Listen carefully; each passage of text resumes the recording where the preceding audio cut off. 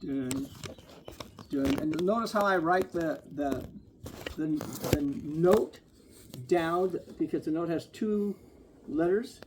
One letter goes in front of the bass, and the other one goes on the side of the bass. All right? Okay, and then go.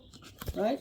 Now, depending on how sloppy you are, okay, when you write this down, sometimes that go might move towards the dun, or your pen's too thick, and then you forget, is that an upbeat or is that the beat before the pulse? Are you rewriting those three rhythms? Yeah. Okay. Okay, with hand notation. Got it. And so what I do is I put a dot above any note that's an upbeat that I'm writing down, so I've got it correct. See, I'll do this on the X's too. Watch this. Got it. There. Got it. And there. There it is. Okay. That's so if I get sloppy and my X, like this X is not quite in the middle and it's towards this, it looks a little more like a downbeat. No. Yeah. There you go. So now now you know. Even if you're writing it down really quick because you're in a hurry because Arthur has had too much coffee. Okay? Or not enough. I never knew that. That's brilliant because I've done both. But you're right. When you write it out, sometimes it's hard to get the right positioning. Perfect. So okay. That works. Yep. All right. Now here we go. And I'm singing it. I don't even know if I'm actually Yeah,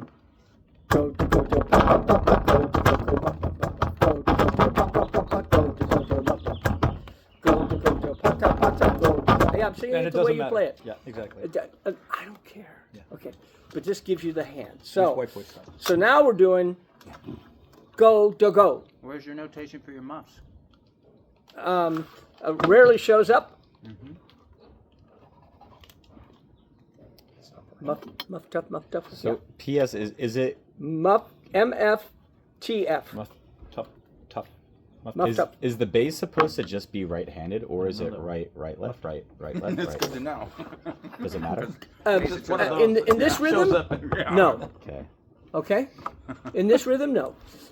Easier to do it left-handed gun because of the speed. Gun go. Unless you want to switch. Now you're going.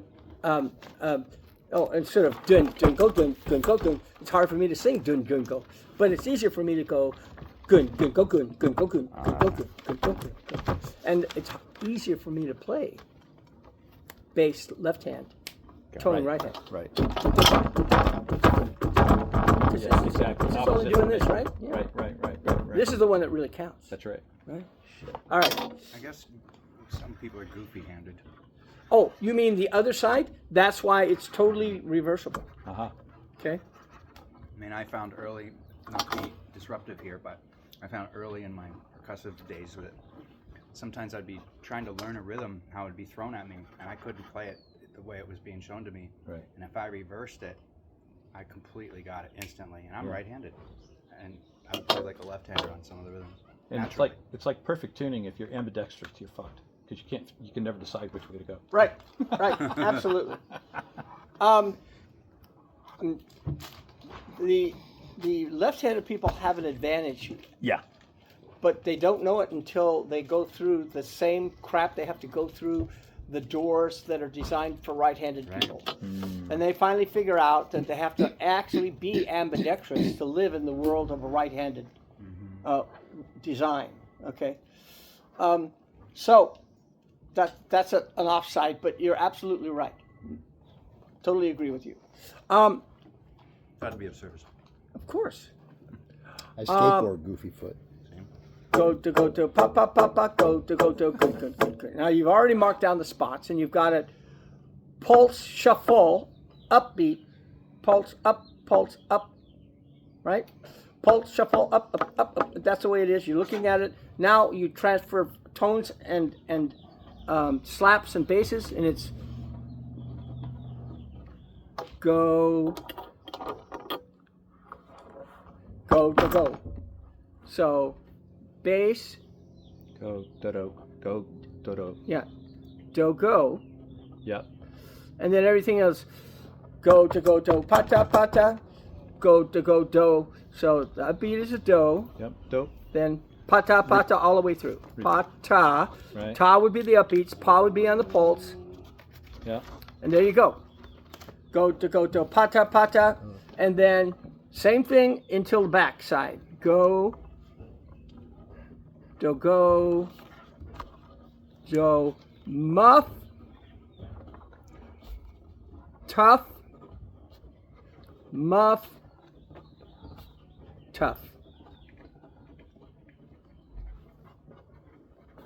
Go to papa papa, go to papa papa. And I signify it being a 2-cycle rhythm simply by just taking an arrow and doing this. Bend the arrow at the end of the piece. Oh.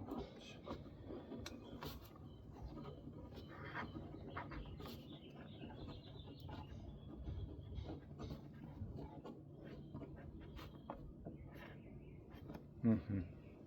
All right? So we'll call this bottom. We'll call this heart part. There are a couple other parts that are ancillary. Is that the right word? Yeah, okay. Okay. But we'll call this the high part as far as tuning. And if you've ever seen actually a Congolese ensemble, okay, doesn't fucking matter. They're standing in gomas what they're playing. And usually the lead drummer, rather it's the highest pitch or lowest pitch, is going to play lead. Okay, and his students or the other brothers who are playing, then sometimes they'll change the leads up. They'll play the other support parts, and it doesn't really matter the pitch, but for Jesse Malanga and Titos, the 2 out of the 5 brothers that were here in San Francisco area those days, pitch did matter because we did have pitched drums. My company was making Ngoma drums for him. Okay, there's a couple of them there, and Ngoma drums. I don't think I've got one exposed. Here you go. I've stirred it up for you. Thanks. Quite I keep it fresh. That one went out in the corner. Who is Jesse Malone? That's what I always say.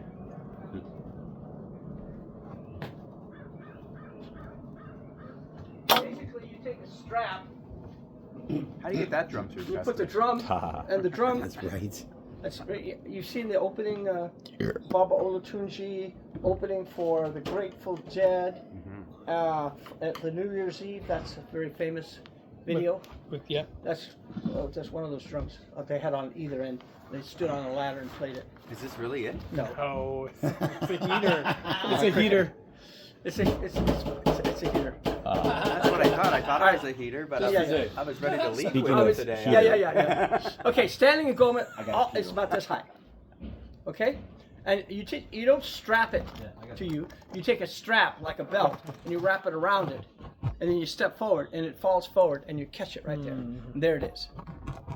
So it's that's that tall. So I was probably about 5. Does it take both of you to pee? One to shake it. Hold it when you shake it. We're gonna have this work button. Okay. Codependent. So I decided to make design a Ngoma drum for Remo, so I could get these Ngoma drums into the hands of, and you know that picture, Max. Distracted. No, I totally understand who he is. Yeah. Okay. And the Kid in a there's candy store. in the shops that you see there's a little cartoon that they always stick on the wall next to the bulletin board. This is how the customer wants it, what the engineer designed for it, what the production, and it's just fucking swing 2 ropes and a piece of wood, right? And it walking ended to a up bar. with 3 ropes or double wood on either side, okay, and what you ended up with, right? So my first submission, when they sent me the drum to go, well, what do you think? You need to be higher, lower, thicker, what? They sent me that thing. Wow. Wow. And I went, oh shit. That's the word Ngoma is the trade language, the African trade language that's used all over Africa, from Senegambia all the way down to South Africa. And the word Ngoma actually means drum. That's it. That's it. That's fancy. You know, but the Congolese have ownership of that word in relationship to here in the United States. A djembe is a djembe. Okay, but if you go into the Congo and they'll look at a djembe and say, yeah, Ngoma, because that's the word for drum. Okay, all right. And I looked at what they sent me and I went, oh fuck no, but oh yes. And so we went with that, and now that's the first version. The second, third version is just inside that. And those are the ones that come with the Remo's like $4,000 like drum circle kit, right? Well, that's where I'm making my money. But for that kit, after Baba died, we took the height of the drum because I designed it for Baba. By the way, I handed Baba that drum. We took off my name and put it on his name, and he got the royalties for that drum until he passed away. Okay, but for that kit, because it's America, and we wanted to sell it to Asians. Okay, we lowered it 5 inches. Okay. Okay, and so that's the drum that's selling now, and you need a special order to get it Baba height. Okay. Nowadays. Okay, and when he passed away, they called me up and said, getting all kinds of trouble from his wife. He was trying to divorce her before he passed away and didn't make it. And she's, trying to grab everything. And they said, we're going to have to discontinue the drum or we'll have to hand it back to you. And I'm like, duh. Okay, all right. So much for Ngoma. Okay. Still alive and well. Goto pata, goto pata, goto pata, goto pata, goto pata, goto pata. No, I'm not challenging you. So, goto pata. So actually, it's all on the pulse. Pata is downbeats, right? Yep. Pa, and so you put the P on one side of the line and the A on the other side, and it's pata, and so that is right next to the pa ta. And if I'm really sloppy, I'll just put a dot right where the dot should be. Right. Okay. Are you doing go pata? Or are you doing go Go do do? pata. Go do, Go do pata. go do pata. That's it. the sequence, and then you repeat it again. Go do, which is the upbeat, and then patas, which are downbeats. Okay? That's the notation system. That's, we're going to be referring to this over and over and over and over again. Okay? So let's get started on identifying spots in time. I guess we're moving.